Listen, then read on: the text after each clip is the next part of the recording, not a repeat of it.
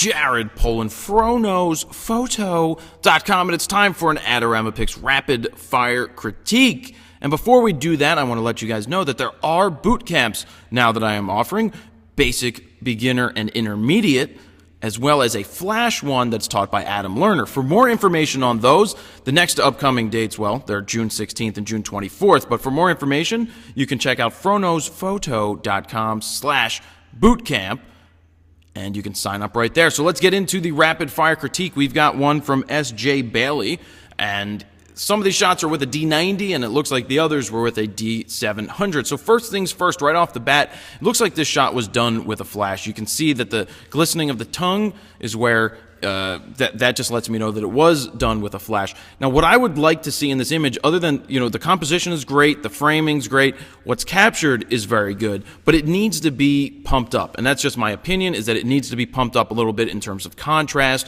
a little bit on the clarity. It would add more interest, less gray. When they're flat, it just seems more blah, but when you pump it up, it seems like it's going to pop a little more. It's not a bad shot. I just feel that it would be stronger if it was pumped up just a little bit. Now, this is a really strong shot.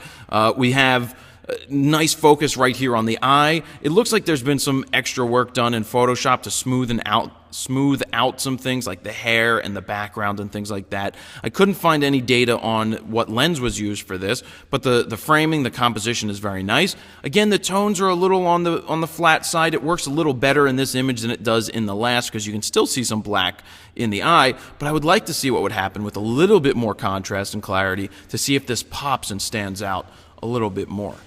All right, so this image doesn't really do much for me. It's kind of like blah. It's like not a happy image, and I don't really know if it's really sharp. I know this eye isn't sharp. This eye is a little sharper. It's possible that the focus is on the nose. Now, the contrast is a little better here. It's just that the subject matter going on here isn't as interesting as the first two images. So that's why I don't feel that this is that strong of a shot here. Now, remember, this is just my opinion again, and that's what critiques are all about. Giving your opinion, saying what comes to mind, trying to be as positive as possible to give as much feedback as I can, so it helps as many people out there to see these different things that you can try in your images. So we have this shot. It's a vertical portrait. I would love to see the girl looking more at the camera here, because she's got great eyes. They would be really sharp. Fill the frame with the eyes like you did with the second image, and I think it would pop extremely well. If it was centered and she was looking right at the lens, it would really go boom. That and a little bit more contrast, I think it would work out, because it seems a little too flat for me, so I just wanted to see it go boomified a little bit more.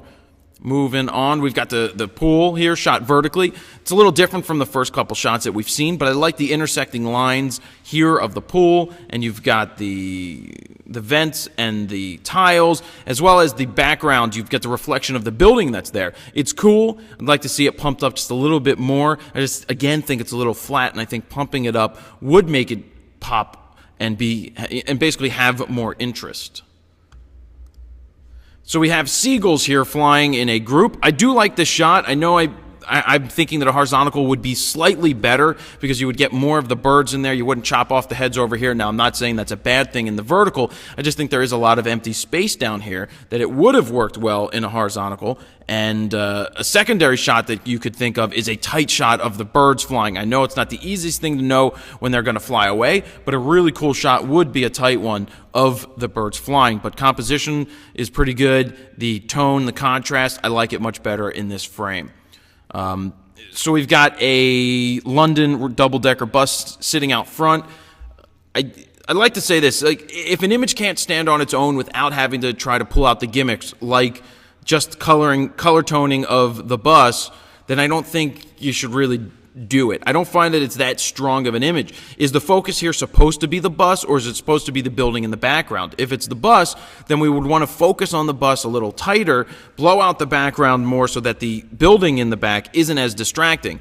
And then when you go ahead and you take out all the color except for the bus, it draws you to it, but it's just not it's not as interesting as I would want to see. In terms of contrast, this is better contrast, especially that there's the black levels. There are not as many grays in it, and I do like this one a little bit more just for how it was processed.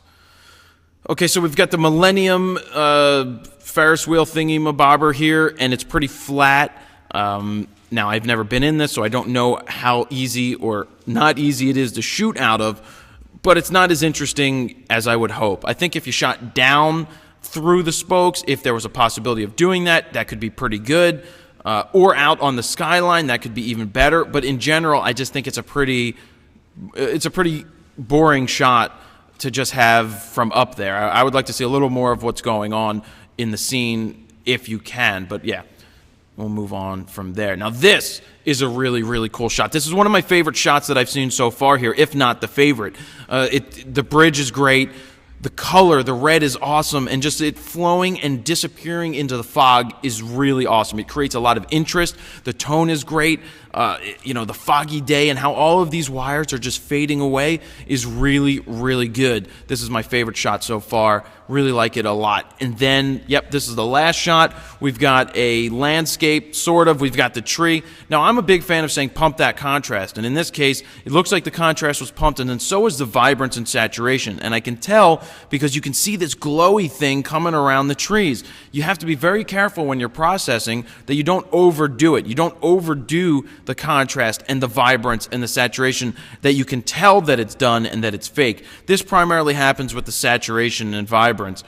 So that's something you want to be very careful about. It's an okay shot. It's not the greatest in the world. It doesn't really grab me as well as the last one, which I think is the best of the whole group. But that's really it. I hope that this feedback helps. There's some solid images in this, from the first couple portraits to this one right here. This is the best of the group. I'd love to see others similar to this, and I think that it's very, very strong. If you would like to submit photos for a rapid fire critique, an AdoramaPIX Rapid Fire Critique, click on Submit Photos, then Rapid Fire Critique. Type in your information, leave a message, put your link to your Flickr gallery. That's the easiest way to do this. Don't forget to type in Fro, and that's how it will send me that message. So there you go, guys. That's an AdoramaPIX Rapid Fire Critique for this week. Jared Polin, FroKnowsPhoto.com. See ya.